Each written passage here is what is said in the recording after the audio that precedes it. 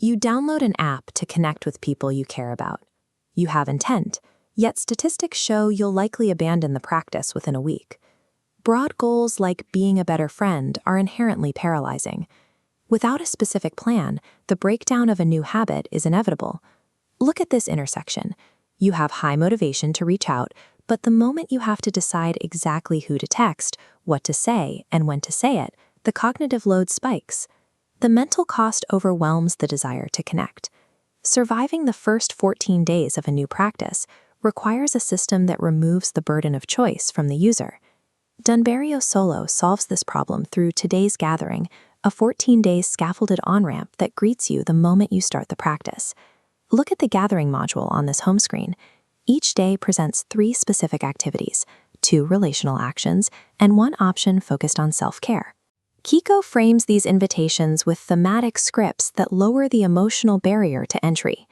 This interface serves as a precise cognitive offloading mechanism, designed to kickstart momentum by removing the need for active decision-making.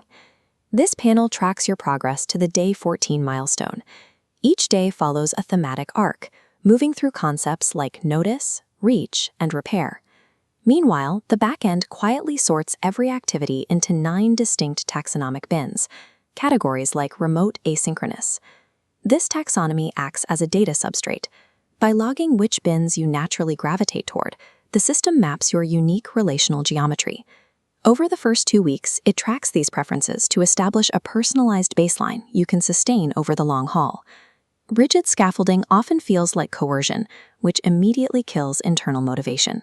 To prevent coercion, the app provides permanent escape hatches. Choose something of my own, or simply dismiss for today without any penalty. There is even a deliberate structural pause built into day 7. The standard menu drops away, leaving extensive white space and a single self-care offering to model rest as part of the practice. You will also find a strict absence of push notifications.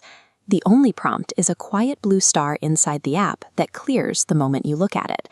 By designing frictionless exits and honoring your right to say no, the architecture ensures your choice to engage remains entirely yours. This chart illustrates the findings of psychologists Peter Gollwitzer and Sheeran. It shows exactly why context-cued invitations succeed where abstract goals fail. Specifying the exact parameters of an action, the when, the where, and the how, produces a massive increase in successful habit formation. Meanwhile, self-determination theory dictates that humans require a sense of autonomy to stay engaged. That's why the permanent alternatives and penalty-free dismissals are mandatory for the user's psyche. Holding these 2 opposing frameworks together, delivering high structure to bypass cognitive load, without triggering defensive resistance, enables a user to navigate the critical onboarding phase. When you reach day 14, the architecture shifts. You arrive at a handoff screen, and the daily scaffolding completely removes itself. You are presented with 5 reversible choices, like shuffling the prompts or turning them off entirely, allowing you to dictate the exact shape and intensity of your continued practice. Because the baseline habit is now secure, you have the capacity to sustain your own relational momentum, independent of the application's prompts. Relational habits die in the gap between intent and action. This 14-day scaffold is the bridge across that gap.